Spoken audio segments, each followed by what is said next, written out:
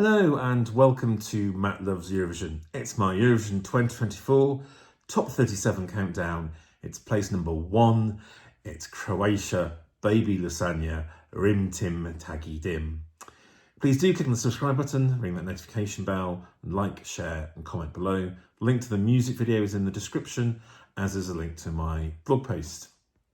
Now, at long last, we reach my number 1 for this year's Eurovision. And it's a country that has never topped my countdown before. And has actually only ever been in my top 10 in my countdowns once. I've been doing my countdowns from personal countdowns since about 2018, I think. But Croatia deservedly gets its place as my favourite this year. And while it is a country that has actually physically hosted Eurovision, that was in the days of when Croatia was part of Yugoslavia. 28 appearances at the contest now as an independent country have resulted in no further victories, a highest placing of 4th in 1996 and 1999, and only 3 qualifications in the last 11 contests. Yet now, Baby Lasagna stands on the verge of potentially getting Croatia their best result ever, or at least their best result in a long time, or indeed their very first win.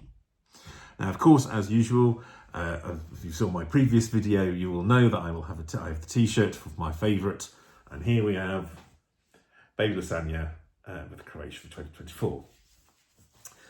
Now, Baby Lasagna is the stage name of Croatian singer-songwriter and producer Marko Purisic. He's a relatively new solo artist, as he spent most of his music career to date from 2011, with a small gap between 2016 and 2018, as a guitarist in a Croatian rock band, Mantra.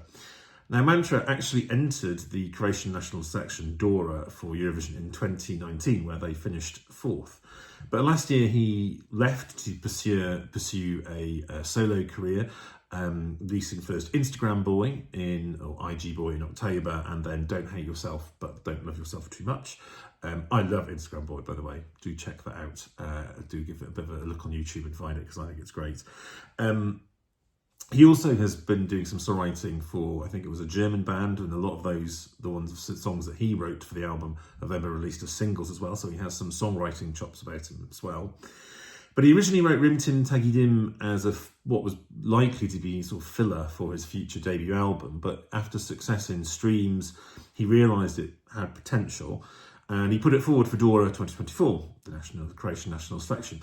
Unfathomably, it was only put on the reserve list as first reserve, but when one pre-selected artist pulled out of Dora, the song was included, and it went on to absolutely storm the national selection, obviously getting through the semi-final, and then into the final. It won both the jury very clearly and the public vote by a gargantuan margin. I think the margin of victory, or the proportion of votes it got on the public vote, was bigger even than Käärijä got in the Finnish national selection last year, and that was an enormous proportion. So Tim Tagi Dim is an absolute banger of a track. It's sonically, I think it's a very accessible mix of techno, heavy metal, pop and trap. It's not a copy or imitation of Cha Cha Cha, but it does share that kind of blending of genres to make a very catchy and easy to remember party track. The song, like my number 2 this year, is also a bit of a personal story, although it's only semi-autobiographical because he still lives in Croatia.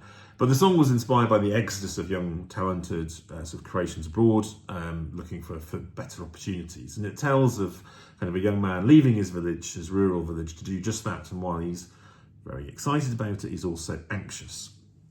And Marko himself has said it was also inspired by his own anxiety. And for all the very extrovert nature of the song performance, he himself is very, very shy and pretty introverted, and seemingly happiest when he's looking after his cats, which do feature in the music video and also in the live performance, in a manner of speaking. So you'll have to watch out for that. Now, he wrote and composed the song all by himself, and his girlfriend directed and shot the music video, which you will see in the description. That involved, the music video involved many of their friends and family. So all of this is a very homegrown background to the song, and I think that makes it all the more genuine and authentic. And I do think that comes across All of this was done while he was also without a record label, and now I think he's now signed up to Virgin. But I just think it's amazing he's got so far under his own steam, and this is now got a number one in the Croatian charts as well. It's obviously proved immensely popular in the fandom. It's high up in the scoreboard app, not number one or number two, but it's still high up. But it did win the annual OGA Evo, which is a kind of a poll of all of the OGA fan clubs across Europe. That includes some of the countries that aren't in the contest this year. And also, and again, this is on a smaller scale, at the kind of Boom Bang Bang event at Eurofest at the Vauxhall Tavern, which again does a preview vote. To my surprise, this won. I wasn't really expecting this to win, because even last year, Carrier didn't win. In fact, Lorraine didn't win. They came like third and fourth, whereas Austria had won. So I kind of expected something like Austria or Italy to win this year in that little vote, but no, it was Croatia, and apparently by quite a distance. So I do think there is something about this song that really does seem to connect with a lot of people. Now, Rimtim became the favourite in the betting for quite some time. It was unheard of for a Croatian entry to be the favourite, and then Switzerland overtook it. However, in recent days, Baby Lasagna has surged back to the top of the betting, quite a clear lead now. As we know, betting does change around a lot in this time before the first semi-finals take place, so do take that with a little bit of pinch of salt. I do think, though, that this is Croatia's best chance of a win since 1999, and I am pretty sure this will do very well in the televote.